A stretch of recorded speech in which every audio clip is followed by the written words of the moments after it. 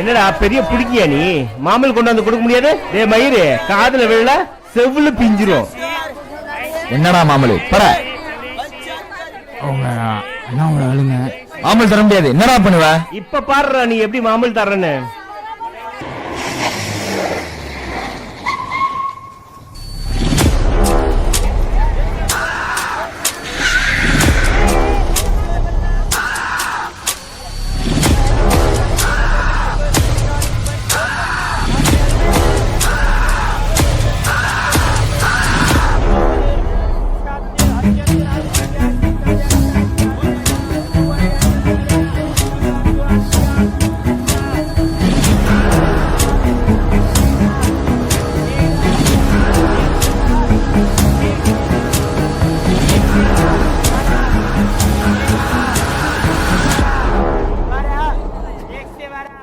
நீ செத்தடா.